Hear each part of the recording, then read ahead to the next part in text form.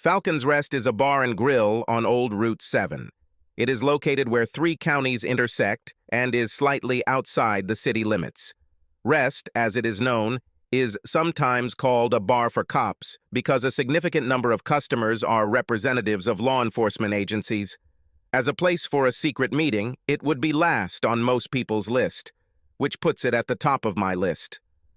I parked in the well-filled lot and headed towards the main entrance. As befits a cop bar, Rest is better equipped than most, with a large open bar area lined with tables for seating. On the last Friday of the month, there were a lot of visitors here, but there was no big crowd.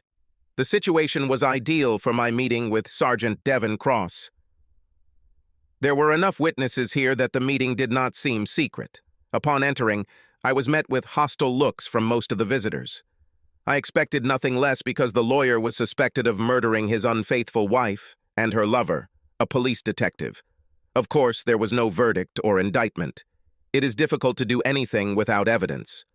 The bodies were not found, and the lover's car disappeared along with the lovebirds. Nevertheless, I was considered guilty. The couple disappeared without a trace. I had a motive, and I was a seedy lawyer. Who needs evidence outside the courtroom? Devin arrived and didn't look too pleased with my choice of meeting place. He was a tall, well-built black man. He could be called a man of honor. He is here to repay a debt and thereby cleanse his soul of the guilt he bore for being indebted to a man of my reputation. I will be frank and say that I am what is called a dishonest or hardened lawyer who does not pretend to have the slightest moral character. I'm an unwitting accomplice in half a dozen organized crime cases. The day he walked into my office with a thick stack of foreclosure papers, poor Devin was going through a truly difficult time. Then Metropolitan Police Officer Devin Cross was the victim of predatory mortgage scam lenders, and in those early days of 2008, he and his wife and 4 children were to become just another sad, homeless man. He went through all the honest and quasi-honest lawyers without receiving any significant help. He turned to me out of pure desperation. To tell the truth, I don't know why I helped him. There was nothing special about it for me. He was an honest cop and a good man, loyal to his friends, but not someone I could take advantage of. He couldn't pay. Being honest, he told me about it right away. Internet scammers took his last dollars. The foreclosure was issued the next day. He just sat in my office, a big, physically strong man, with tears in his eyes, and talked about his daughter, his little princess. She had cancer, and he didn't know how to tell her and her brothers that they were about to lose their home. To stop the sale, I filed for bankruptcy, then asked some of my less scrupulous clients to visit a mortgage broker and get an admission that the documents used in the foreclosure were fraudulent. In other words, a mortgage fraudster, faced with 2 even more brutal criminals, was telling the truth for once. Then all it took was a bribe to the court, more than Deutsche Bank was willing to pay, to at least once achieve real justice. Why did I do all this? I still don't get it, but Devin Cross had a hard time living with the knowledge that his family's home had been saved by a scammer like me. "You chose a strange place for the meeting," he said. "Even a guy like me has a conscience. I couldn't let you get into trouble by helping me. And that's why you chose this place?" he asked as Lottie, the barmaid, approached. She was dressed as usual, in a tight top that did not cover her stomach, and trousers that looked like they were painted on. She was a very beautiful girl who was not afraid to show off her assets. "What can I offer you, Bruce?" she asked me. She and I had a long relationship consisting of harmless flattery and excessive advice on my part. She had a small son and no man at home, and she made the mistake of choosing sex appeal over reliability. I saw Lottie tense. Everyone said I was guilty. Accordingly, I must be guilty, and therefore anyone associated with me will suffer. However, I noticed that Lottie came to the table when she could have had someone else serve me. Lottie was a good friend. As it turned out, I had more people like her than I thought. I didn't want them to get hurt because of their loyalty. I needed to do something to get my life back and reassure people that they could relax around me. In turn, Devin Cross gave me a lifeline, but I needed more. "Bring us 2 Boston beers, Lottie," I said. "I must admit that you have courage, counselor. Go to a place where Paul Marino's friends and work buddies were gathered. Devin said. Paul Moreno is the same bastard who seduced my wife and got me into shit.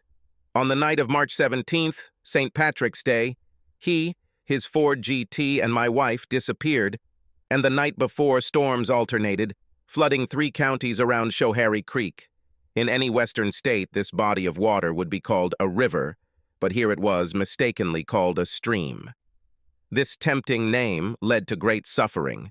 People stubbornly continued to bridge and build around this treacherous but modestly named watercourse. Schoharie's misjudgment paid a heavy price in lives and property. By the beginning of March 18th, all emergency teams were busy rescuing people stranded by the flood. For several days, no one noticed that my wife and her asshole lover were missing. Then, of course, suspicion immediately fell on me.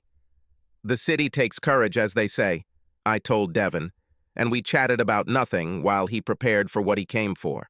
I waited for 2 beers and then said, "Just say what you want, and I'll do the rest myself. Trust me, and no one will ever believe that the tip came from you." Then he leaned over and whispered, "There is a warrant, and on Sunday at 6 in the morning, they will raid your home and office." I pushed the chair and jumped up so that he fell, and then shouted, "Listen, when I need advice, I won't ask some pig from the subway about it, and she would be a better friend than you. I repeat for the last time, I don't know what happened to my wife." I ran out, leaving behind a rather confused Devin, but he was a smart guy and realized that everyone would believe the worst about him. He'll be seen as an ambitious cop looking to get ahead by exploiting our relationship. My confession would be a feather in any cop's cap. Trying to extract a confession from me would not have harmed him, but the fact that he was seen with me at a secret meeting would have ruined him. In this case, everything was so public that no one would believe that he warned me. As I walked out of Falcon Rest, I sighed. I alone am to blame for the fact that everything has reached such a deplorable state. I let my heart get the better of my head. Now I have to work my ass off to get out of the mess that we call justice in this country. Still, the words from my late wife's diary haunted me. They were a swarm of killer bees, stinging my heart until all the blood was drained. In the diary of Elena Gray, Mrs. Bruce Gray, the entry for the 1st of October read, "Today, I saw him again.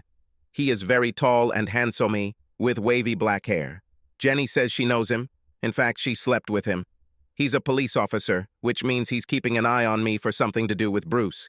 It's hard to believe that such an ordinary person as Bruce could arouse such suspicion in others, but I think it has to do with the fact that he is a lawyer for such high-profile criminals. After all, the people he deals with are much more interesting than poor Bruce. Don't get me wrong, I love him very much. He is a teddy bear, the kind of man you feel safe with, and why people think he's dangerous, I'll never know. Jenny says the cop watching me is very talented. His name is Paul Moreno. Jenny had been dating him for the past 6 months. Her husband Bob is a clone of my Bruce, except he has a boring real estate practice instead of some black hat criminal lawyer. You can't blame Jenny for giving in to the police officer's persuasion. After all, the temptation is so great. After 7 years of marriage and 2 children, she's looking for a little thrill, or so she says. After 15 years of marriage with a 14-year-old daughter, I'm ready for a rocking chair on the back porch. Women like me simply don't attract the attention of young guys. This makes me feel so old. October 15th. Bruce is away again. I swear this man is moving out of town more and more often.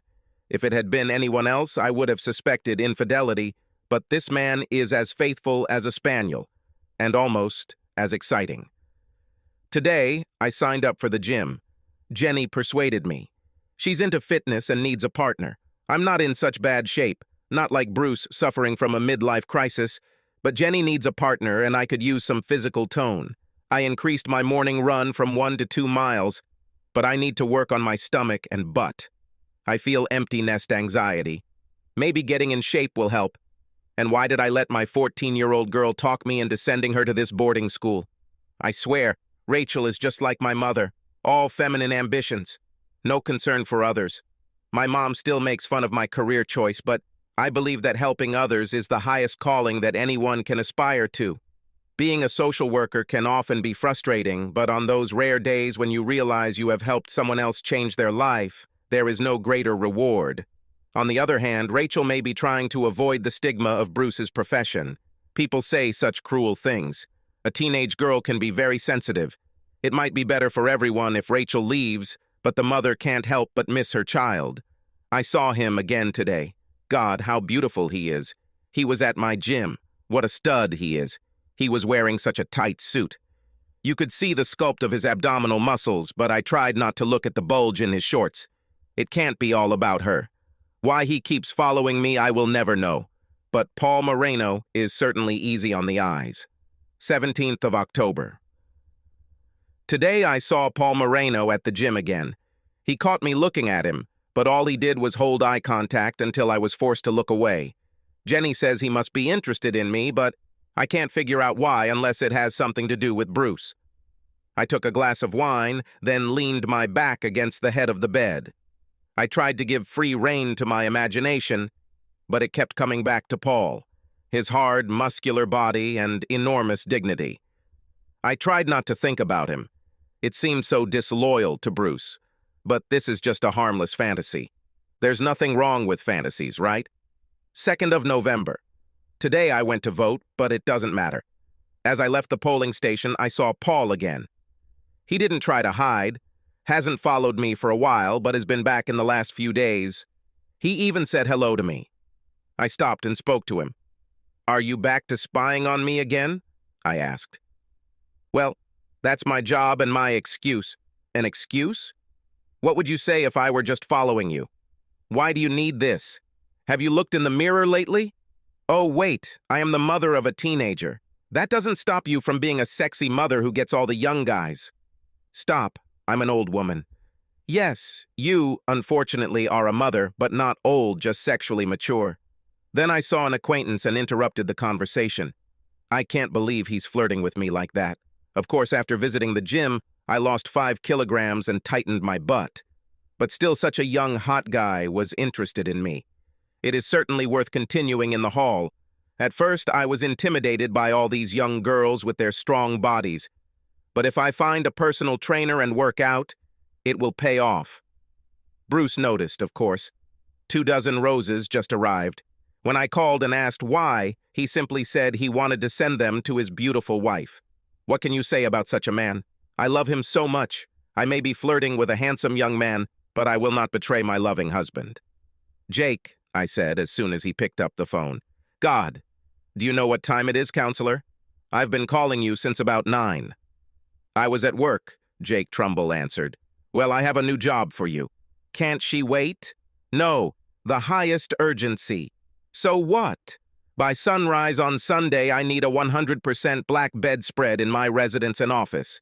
"This Sunday?" "Yes, exactly this. It requires at least 72 hours. And you give me at best 24. "Sorry, I was just informed that I need it." "Well, it will cost you well." "How many?" 35, Jake said. "After all the business I gave you? This is a special price. For anyone else, it would be 50. Jake didn't say that it was unlikely that I would survive sending him any more business. Moreover, at the moment, whether he was a business partner or not, I was in no position to bargain. He could have given me any price, and I would have had to pay. "Okay, just do it," I said. 9th of November. I've seen Paul 3 times in the last week. Now he always smiles and waves at me. Jenny had a full-blown affair with this man. She says he is the best she's ever had in bed. He is 29, 8 years younger than me. I asked her if he was worth risking my marriage for, and she told me to ask the question again after I tried it. Last night I attacked Bruce when he came home. I think there are some benefits to our daughter being away from home. Bruce did great, but I'm ashamed to admit that all this time I was thinking about Paul. Am I so depraved that I need to think about another man while my husband is making beautiful love to me? Today, as I was sitting at Starbucks, sipping my mocha latte, Paul came and sat at my table. For a long time, he sat silently and looked at me, while I studiously ignored him, but finally he broke the silence. "I was transferred to another position," he said. "What? I'm not officially following you anymore. What does it mean? Well, among other things, this means that my superiors have decided that no matter what crimes your husband committed, you were not involved in anything illegal, he said. Then he reached across the table to cover mine with his and said, but it also means that now I can tell you how much I like you. I wish we could get to know each other better. You know I'm married, so what does it mean to get to know me better? He reached out his other hand and took mine between his. This means that you, a beautiful woman, are married to a man who is not able to satisfy you. You deserve to experience love the way it should be between a man and a woman. What about Jenny? I heard that everything is fine with you. What Jenny and I had was purely sexual. She is not satisfied sexually in her marriage, but I am looking for something more. Besides, you can't believe that any man would choose Jenny over you, he said with a smile. As I already said, I am married. I have never cheated on my husband. Can he say the same thing? You saw my husband. What do you think? I think we both know you deserve better. With that, I stood up, leaving most of my latte unfinished. I needed to get out of there. This man had such an influence on me that I felt uneasy. December 1st. I hadn't seen Paul since he ran into me in the cafe, and I began to fear, and at the same time take comfort in the fact that we might not see each other again. I regretted it. His attention was amazing to my ego, and I had to admit that I desired him on a purely physical level. Moreover, I have never been with any man other than my husband. I admit I was curious to know what another man would be like, especially one so gifted and such a skilled lover. After work, I walked to my car in the Department of Human Services parking lot. I was more than a little late, delayed by paperwork. The area was well lit, but empty. When I walked to the car, I had a clear feeling that someone was watching me. I leaned over to open the door, and suddenly he was next to me. I jumped back in fear. Paul, you almost scared me to death. Are you stalking me now? Sorry, he said, groping my waist under my open coat with his hand. I just had to see you. I am always thinking about you. I guess I should have been scared, but the thing is, he was on my mind almost constantly. I wanted to see him again. Please, I begged, leave me alone. I can't do this to my husband. In response, he just leaned over and kissed me. He was so big and tall, so courageous and strong. He overwhelmed my senses, and as in romantic cliches, I felt electricity in his kiss. Some kind of spark jumped between us. I need you, he said, more than all the women I have ever known. If it were just me, I would leave you alone, but I feel your body calling me. I couldn't help myself and kissed him back, but then I pushed him away, jumping into the car with the words, I can't, and I would like to, but I can't. They didn't bother to knock. At dawn on Sunday morning, 4 officers dressed as stormtroopers picked the door lock and forced their way into my house. I think they assumed they would find me asleep. I was up in the kitchen preparing what the travel brochures call a full English breakfast. Of course, I substituted smoked fish for the salmon, but I found a specialty store that sold kidney pie. I was just scrambling eggs in a large frying pan when the first stormtrooper burst into the kitchen. I hope you like scrambled eggs, I said, but he grabbed me and pushed me out of the house. I was kept in a police van while my house was torn apart. They did the obvious. They tore up the carpeting and dug up the flower beds. I was glad I chose mostly wood floors. They lifted a few boards, but left the upper floors mostly untouched. The basement was destroyed. What I didn't like the most was that they broke into the trunk of my car. It seemed like pure malice, as I had left the keys in the ignition, but destruction seemed to be the order of the day. For all that, they weren't that bad. After the destruction of my home stopped, several officers with whom I had become friendly over the years invited me to lunch at Denny's. Where are you taking the dead bodies, Bruce? They asked, as I ate what the menu called a big breakfast, which turned out to be a decided disappointment after the meal I had planned. As far as I can tell, there are no corpses. Come on, they disappeared in March. It's October now. Do you think it will rain today? It was very dry after those spring and summer storms. With my flower beds gone, I'll have to replant the bulbs if I want flowers this spring. But still, I'm better off than all those people around Schoharie Creek, I said, referring to the flood at the creek. My interlocutors at Denny's paid no attention to the flood victims or the flowers. They were only interested in one thing. They desperately wanted my confession because ultimately they had virtually no evidence. The problem was that I knew that this condition could change as quickly as a flooded stream. If I were you, I wouldn't expect to see spring flowers, but it will be easier for you if you help us. We know you had a good reason for what you did. Maybe you've just lost your head. Stop being a lawyer for once and become a man. Take responsibility and we can help you. No, I don't think it will rain. It looks like there will be a drought after the rain. I'll stop by Lowe's for some light bulbs. Okay, have it your way, lawyer. But in this state, cop killers get fried. You should think about this carefully. 9th of December, I had a hell of a day. We got a call early. 5 children need protection. I don't usually work for Child Protective Services. However, we are currently in a busy season and time of year when we are short-staffed. With a bad flu season and people needing time off for the holidays, we had to be flexible. However, 5 children under the age of 7 needing emergency care is a bad day. All of them were injured. They had just seen their mother beaten almost to death by the man they called father. He was only a blood relative to 2, but still, he was the one they relied on for protection, and he betrayed them. I didn't want to separate them or put them in a county center for Christmas, but what could be done? Around noon, I found a couple in their 60s who had raised their own children and were still in excellent physical shape. Both were recent retirees suffering from a loss of purpose in their lives. The wife was a nurse and the husband was a traffic engineer. By 4 o'clock, we had temporarily placed the children and created a support system for the new foster parents. I was feeling pretty good when the state police called and said they were unhappy with the placement of the children. It was the same old nonsense you always get from the state. The welfare of children is not as important as whatever interpretation of the rules they decide to accept as truth. Can you believe they were concerned about paying for childcare to people in the state pension system? This can be considered double payment, said the woman from the staff. For an hour, we beat around the bush on this issue. The matter reached the head of the district administration and the state DSS commissioner.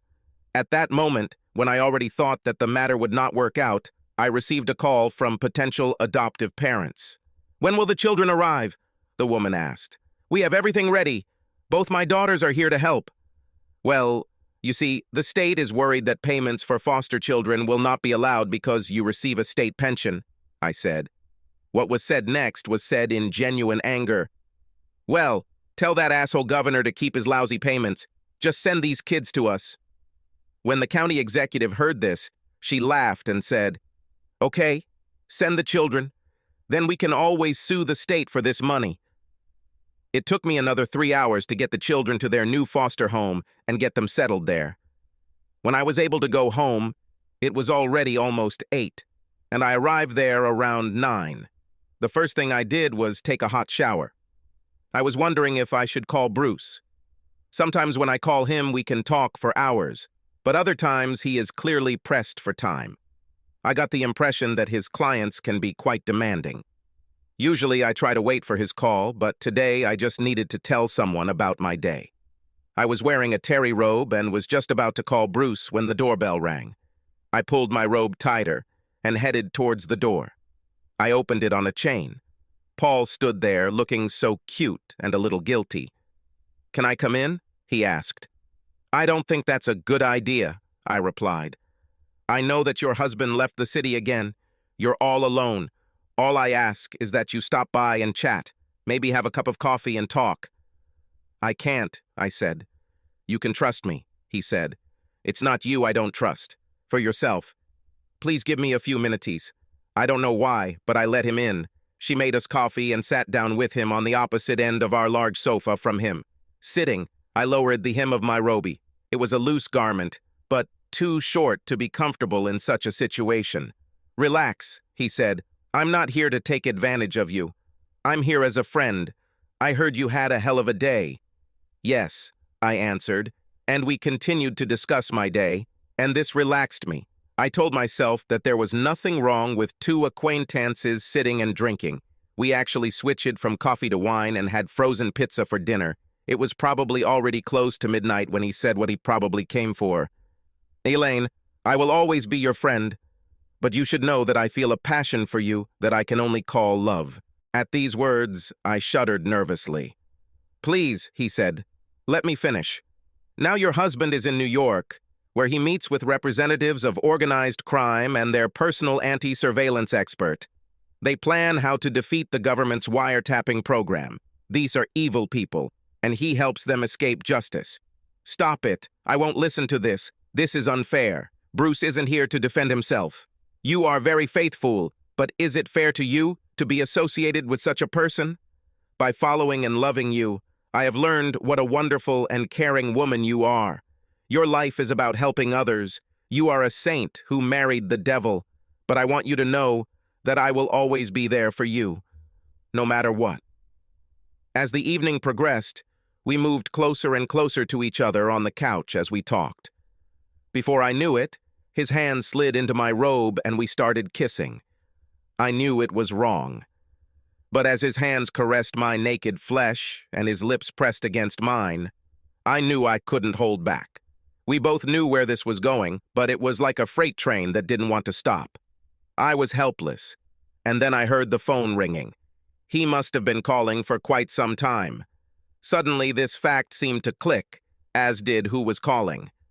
Bruce, I said, breaking away from Paul's grip.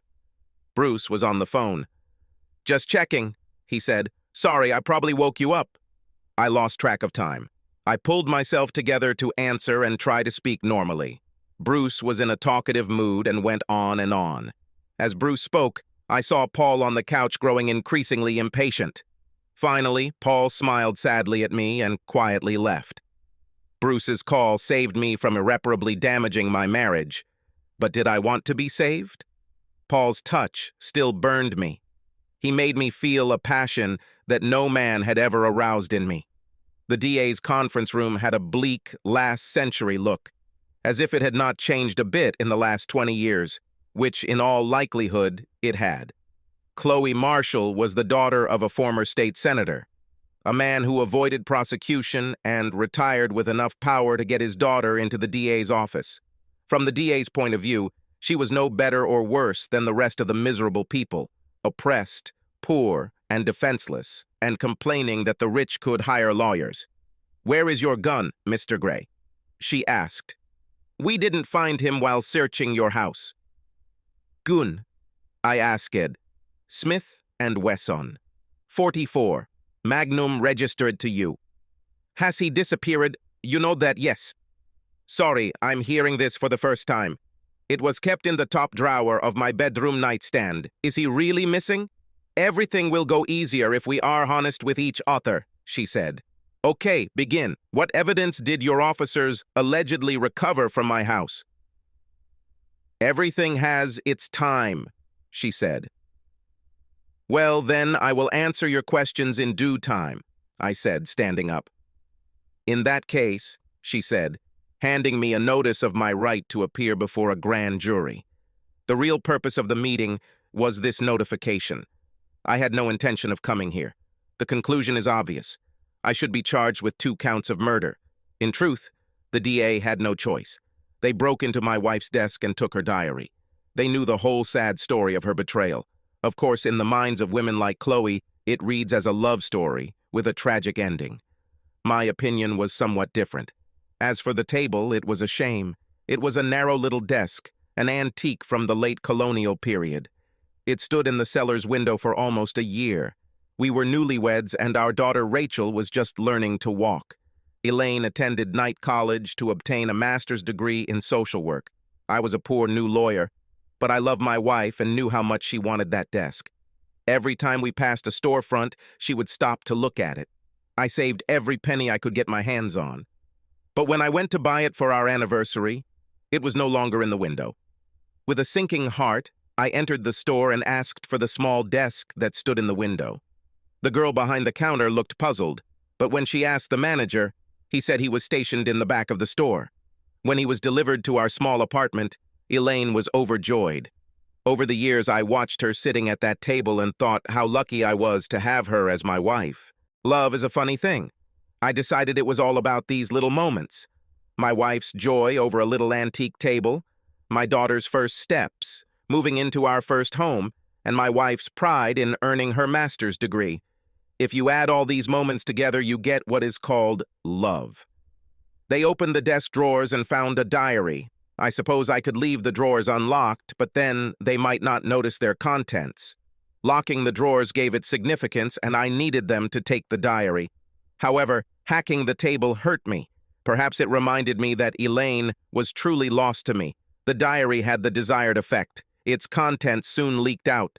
The pressure on the district attorney increased. Now they had proof, and the public knew about the love plot. The unfaithful wife and her companion turned into Romeo and Juliet. 2nd of January, I can't do this, right?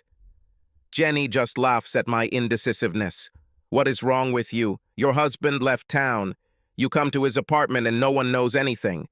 It's still so simple. How can I meet Bruce again? I don't care what people say about him. He was always kind to me. What will I say if he finds out? Blame him for leaving you alone so often. He actually doesn't go away very often, and when we're together, well, it's a good marriage. Paul just makes me feel something I've never felt before. Like I said, Bruce won't find out, and if he does, just do what I did with my Bob. And what did you do? Do you remember the day we came here and he looked so upset? Yes, I remember. At some point he asked if he could lie down in the bedroom. He looked almost sick. Well, that's how he found out that I slept with Paul. And I told him everything, and that I still loved him. I told him there was nothing he could do about it, that a man like Paul knew how to treat women. I think he wanted to kill this man, but physically he couldn't do it. You're lucky he doesn't have a gun, I said. Moreover, I can't imagine Bruce seeing things the way Bob did. Somehow I think Bruce will do something, but Jenny assured me I was wrong. We discussed how much Bruce loved me and should have understood everything, just like Bob. I've seen Paul 6 times in the last 3 weeks. We were never alone, but I saw him here and there. He could be watching me or Bruce. My husband was at home and was very attentive. We made love almost every evening because I was very excited, but there was no use in lying to myself about it. I may have been in bed with my husband, but I was thinking about Paul. Paul gave me a note today. It contained the address, date, and time. I am sure that this is the address of his apartment, and the date is the day when Bruce will be in New York. I don't want to go, and yet I know that I will go. I tell myself, I'll go, just to ask him to stop bothering me. January 15th. Oh God, what have I done? I spent the afternoon at Paul's apartment. Everything started well. I told him that nothing could happen between us, that I couldn't betray my husband, but then he kissed me, and everything flew out of my head except how much I wanted him. He pulled me into his bedroom and began to sensually undress me. He unbuttoned my blouse and pulled it off my shoulders. Then he ran his hands down my arms. He pulled my hands behind my back and kissed me deeply. As his tongue entered my mouth, he deftly unclasped my bra and let it fall to the floor along with my blouse. Then he picked me up and carried me to his bed. There he took off the last remnants of my clothes. His lips burned my flesh. What power this man had over me. He was still fully dressed at the time, but in the blink of an eye he took off his clothes, and I saw his magnificent body.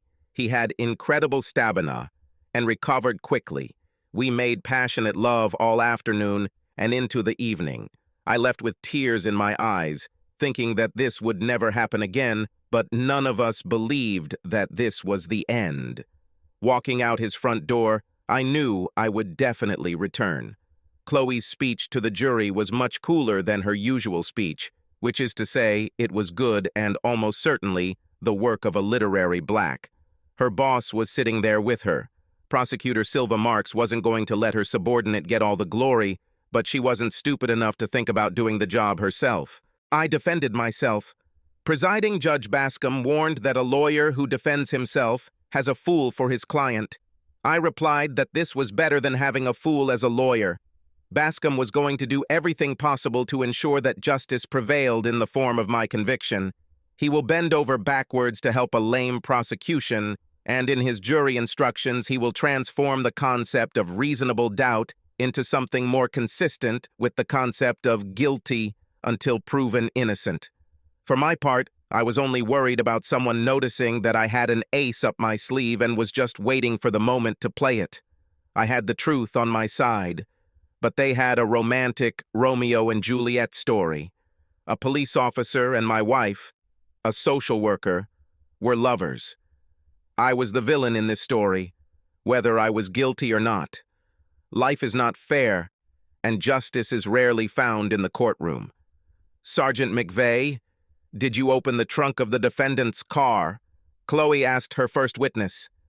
Yes, the car immediately aroused my suspicions. It was an old brown Toyota Camry. It's not the kind of a car you'd expect to see in an expensive lawyer's car, but it's very discreet and has plenty of boot space. I see, Chloe said, looking at the jury with a smile that said, "See how cunning the defendant is." What, if anything, did you find in the trunk? Chloe asked. It appeared to have been recently cleaned, but we were able to locate hairs and fibers that matched both Officer Paul Moreno and Elaine Gray. So their bodies could have been placed in the trunk? I protest. This is a speculative question, I said. No, the witness is an expert, and he is simply asked for his opinion. The challenge is overruled, and the witness can answer, Judge Bascom said. That's how things went. Sergeant McVeigh was pleased to explain to the jury how he believed I transported and disposed of the bodies of my wife and her lover. On cross-examination, I asked, Sergeant, if the bodies were transported in the Camry, then what happened to the bright blue Ford Mustang Shelby 500 GT? I don't quite understand what you mean. Machine Paula Moreno. Her nowhere. I don't know that, of course, McVeigh replied.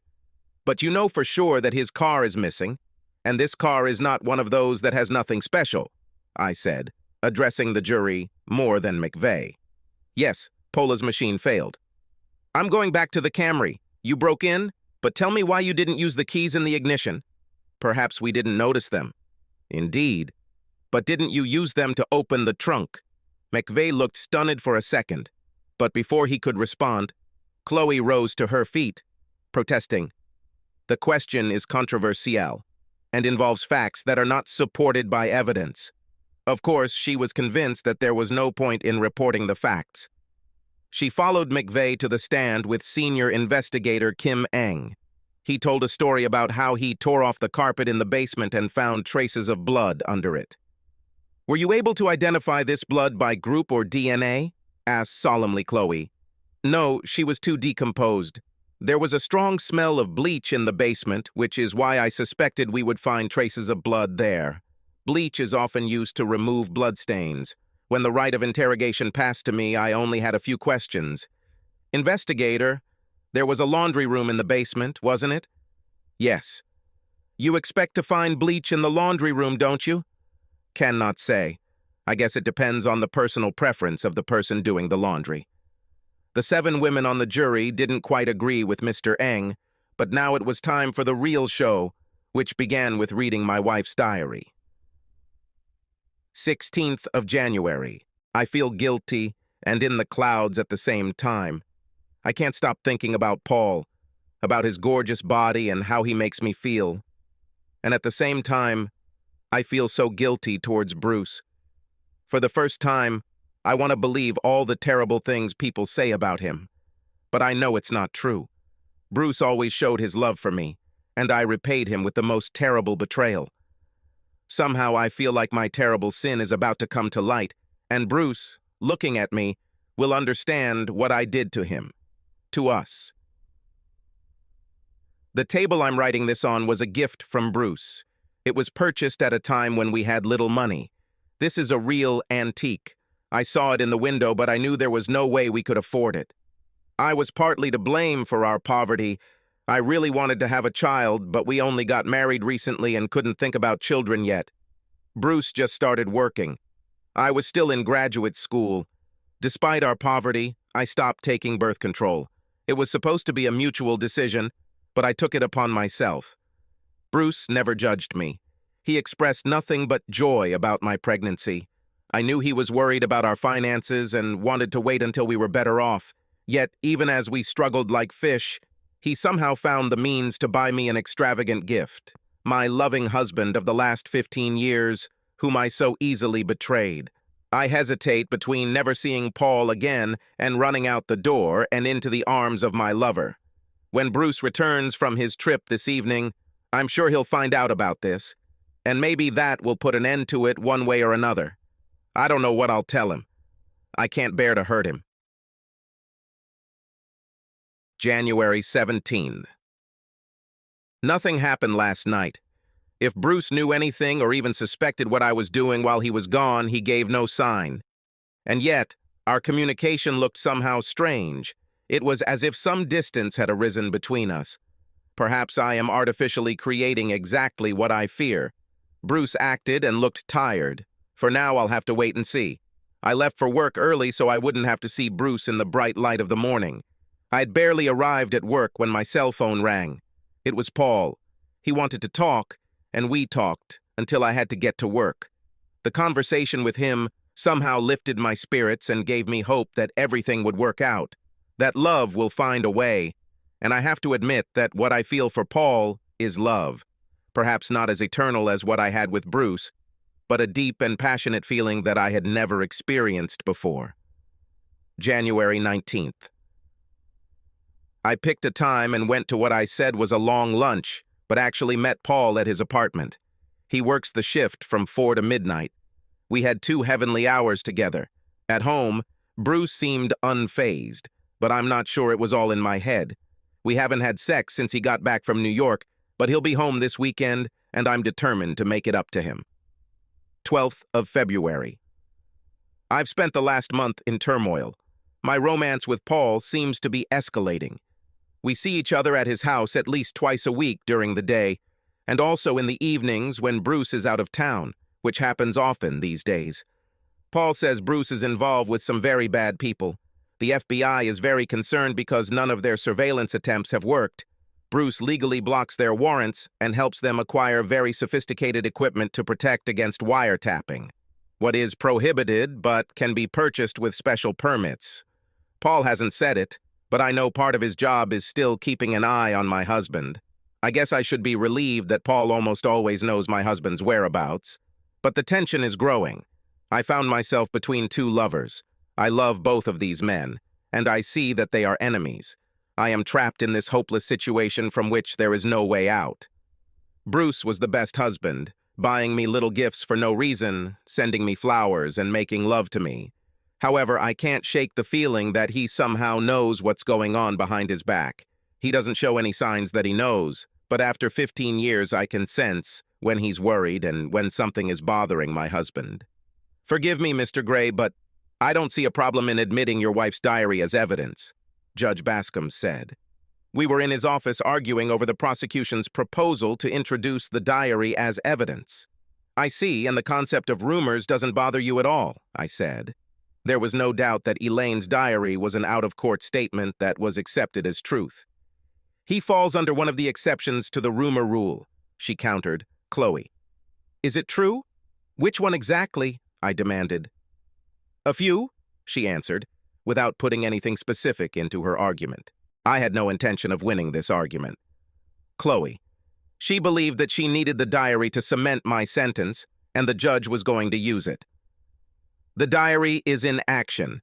If I'm wrong, you can argue it in the appeal court, the judge said. On appeal, the prosecution will argue that admitting the diary was a harmless mistake. This would not be entirely correct, but what would it matter if I am guilty in truth? Everyone knew this, including the appeal court judges. Chloe asked a very attractive employee from her office to sit in the witness box to read my wife's diary. The girl was about 22 years old. She had dark brown hair styled in a straight, simple updo, deep brown eyes, and the most innocent look possible. She blushed so sweetly at the rougher parts of my wife's notes, and thereby deflected any judgment the jury might have felt about the depraved infidelity of the woman I loved, and to whom I had been faithful for 15 years. 16th of March. Rachel returned home for spring break. I haven't seen or heard from my daughter since Christmas. She seems very happy. I don't know exactly why she wanted to go to boarding school, but I suspect it had something to do with the rumors about Bruce. She loves her father, but there's no escaping what people say about him. This must be hard for a teenager. Since Rachel is at home, Paul and I can't meet at my place, and Paul thinks there might be people at his work who are suspicious of his relationship with me. It would be bad for his career if our affair became known while he was on the team investigating Bruce's case. Paul plans to ask for a transfer, wants me to leave Bruce. However, when faced with this solution, I realize that what Paul is suggesting is wrong. Moreover, what I'm doing to Paul is wrong. My novel is wrong on many levels. When I saw Rachel, I realized that first and foremost, I was her mother and Bruce's wife. Neither did anything worthy of the pain that running away with Paul would cause. The pain I will cause to my family is far greater than the pain I will feel from losing Paul. I think I'm coming to my senses. This passion that took possession of me clouded my senses. I need to come to my senses and do what I have to do to end things with Paul. I made up my mind. When I see Paul tomorrow, I'll put an end to this. I know it will hurt him, but he will get through it. I know for sure that he will not lack communication. Jenny is just biding her time. She is a young and beautiful woman with a husband who has no choice but to put up with her infatuation with Paul. A man like Bob can't do anything to a man like Paul. Everyone, as usual, believes that Bruce is not that kind of man at all. Would Bruce hurt Paul if he found out? I don't believe Bruce would ever hurt me. But could I be wrong? Horrible things people say about Bruce. They can't be true. I've known him all these years. I've loved him all these years, and I still doubt it. Paul is convinced that my husband may be dangerous and fears for my safety. I just can't bring myself to believe that Bruce would hurt anyone. When I look at Bruce, I see the dear, sweet man I married, a loving father to our daughter, a man who, throughout our years of marriage, always put Rachel and me first. When I see Paul tomorrow, I have to break up with him. It will hurt, but I have to do the right thing. I called Jenny and said that the day after tomorrow, she might want to call Paul and console him. The pretty and young paralegal finished reading the last entry in my wife's diary. The prosecution hoped to portray me as a cruel, evil husband trying to come between lovers, but I don't think Elaine's diary was like that. In the end, my wife chose her home over the womanizer who was stalking her. Paul Moreno was a home wrecker. He knew Elaine was happily married, but he still pursued her. Perhaps he completely believed all the vile stories that law enforcement officers told about me. Perhaps he was trying to save the woman he fell in love with. In reality, the lovers waited too long and met a terrible fate. There are a lot of ifs in a situation like this. If Elaine had confessed to me, or if they had ended the relationship sooner, who knows what might have happened. This was not my immediate problem. The problem was saving my neck. After reading the diary, the jury was ready to convict, and everyone in the courtroom knew it. I had a long list of witnesses, but only one mattered.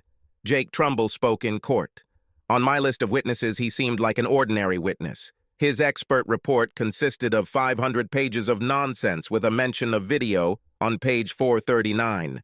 We started with his credentials: a degree in electrical engineering from the Rochester Institute of Technology, service in Army intelligence, and then 20 years in the FBI. Not a bad resume. What I missed was that after working for the FBI, he became employed by the very criminal organizations he was prosecuting on behalf of the government. It has proven invaluable to me and others in the fight against government surveillance. Mr. Trumbull, have you done any work for me in the past? Yes, many times. The last time you worked for me, what did you do? I have installed a complete surveillance system covering your home and your office, both inside and outside. We call it the black cover, because it is designed to reveal dirty deeds. What do you mean by dirty deeds? As usual, unauthorized entry to install listening devices or plant evidence. And have you discovered any dirty dealings? Yes, my staff and I watched as Sergeant McVeigh took the keys to a brown Camry and opened the trunk. Then he emptied the material from the bag into the trunk. A little later, he returned with other officers and broke open the trunk with a crowbar. The officers then began collecting so-called trace samples from the trunk. Shocked muttering came from the courtroom. Trumbull was on a roll and offered to watch the video he had collected. We included her in evidence despite the prosecution's objections. Trumbull went on to talk about the planted blood that investigator Eng discovered. Needless to say, the prosecution's case fell apart. Without forensic testing, they didn't even have evidence that a crime had been committed. All they had was a missing pair of lovers, a missing gun, and a car that no one could find. At the not guilty verdict, my daughter Rachel hugged me. That she never believed I killed her mother mattered. Many others thought I had gotten away with murder. It is noteworthy that no action was taken against the officers who tried to frame me. Ultimately, they saved my life by giving the prosecution a case for trial. A long, dry summer has turned Shohari into a muddy patch. It also revealed a blue Ford Mustang hidden in the deepest part of its riverbed. The bodies were still in the car.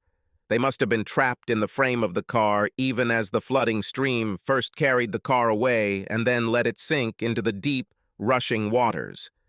They found Elaine's purse containing the GPS device I left in the car, along with what was left of my wife's body. She was right. I was more than suspicious. I collected evidence of her infidelity. I loved her, and she hurt me deeply. As far as I was concerned, Paul Moreno was a snake out to destroy a good marriage. It broke my heart, but I was planning a divorce, not a murder.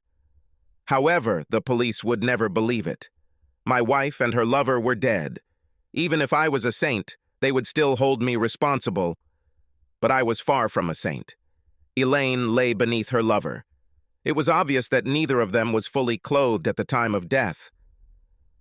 An autopsy revealed that they had both been shot, but it turned out that the intended victim was Paul Moreno. The bullets passed through his body and hit Elaine.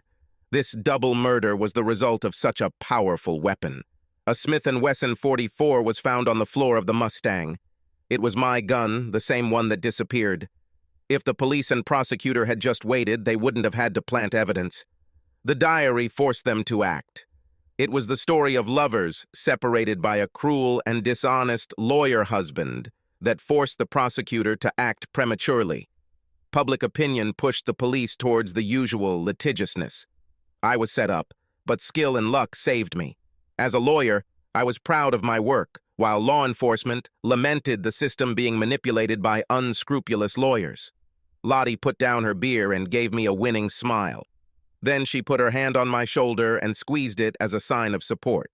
She didn't need to say that she supported me, she showed it herself. We were at Chambers, a bar in town. Lottie changed jobs, and I followed her out of loyalty. Overall, Chambers was a much nicer place for me to have a drink than Falcon's Rest. The police would never forgive me for beating them, and the visitors here felt a certain sympathy for the loser. Poor downtrodden lawyer with a ruined reputation. This opinion was completely wrong. The clients I needed to attract viewed my acquittal on a charge of which I was so obviously guilty as the ultimate testament to my skill as a lawyer. As a result of all this seemingly negative publicity, I was forced to increase my hourly rate and hire a pretty young employee to cope with the increased demand. Without being tainted by this strange case, I looked like an anti-hero. Poor Chloe, on the other hand, was forced to leave the prosecutor's office, becoming a scapegoat for failure. My drinking buddy drank half of his Sam Adams in one gulp.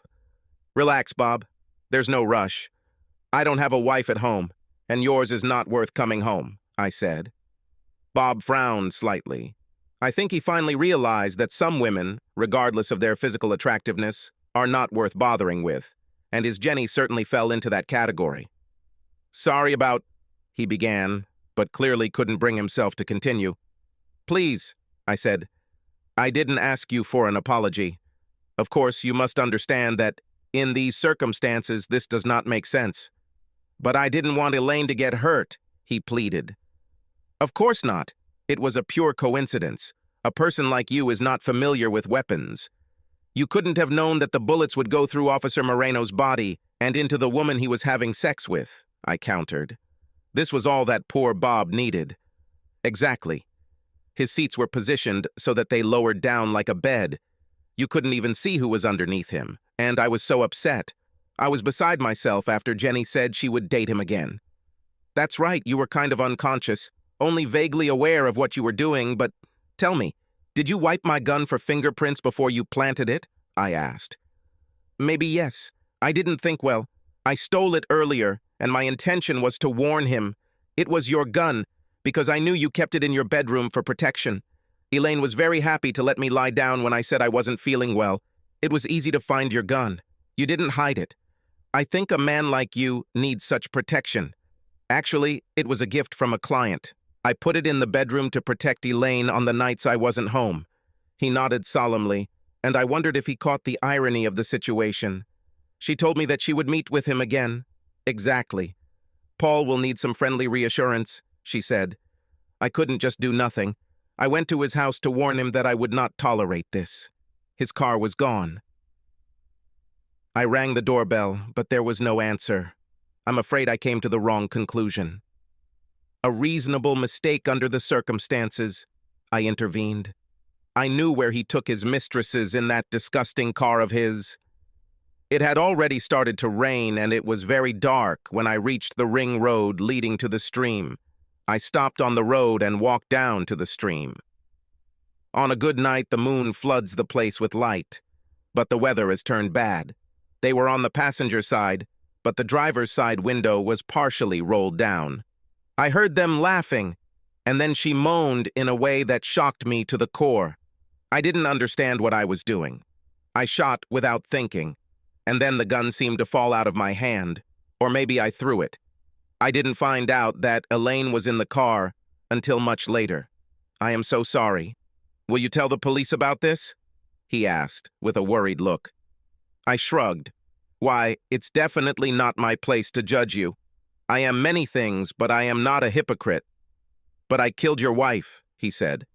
Yes, but only by mistake. I don't know how the car ended up in the stream. I expected the car to be found immediately, but when it wasn't found, people started blaming you. Naturally, without corpses and weapons, they could not prove my guilt, but the GPS, which I put in my wife's purse, told me where she was. I decided that due to rising water, the car first fell into a flooded creek and then sank when it filled with water. It was only a matter of time. The car, the bodies, or both. Since my gun was missing, I had a good suspicion as to how the lovers died and who would be to blame. I regret this and the fact that many still consider you guilty. You have to turn me in, Bob said in a quiet, sad whisper. What can I say? We are not responsible for what people think, and I certainly cannot counter an attractive lie with an unpleasant truth. No, you are completely safe on my side, I said. Then why did you invite me here? To give you this, I said, taking a document from my jacket pocket. What is this? He asked. My account, of course. I put up a damn good kill defense. But you defended yourself, he said. Whose fault was it? I've wasted time and expense, and the responsible party must pay. I might add that I did a damn good job. You should be pleased. That's a lot of money, he said. The defense was just good, I objected. Do you accept American Express? Of course. I think Bob was relieved that I would keep his secret, but as I said, I'm in no position to judge. We live in a society where the presumption of innocence has been replaced by a presumption of guilt. In such an unjust world, a person must live by his own mind. Lottie brought me another Boston lager as Bob was leaving. Are you okay? She asked with genuine concern in her voice. Yes, in the end, everything works out for the better. Subscribe to our channel so that your second chaff doesn't cheat on you, and go ahead and listen to the next story, because this story is nothing compared to the next one.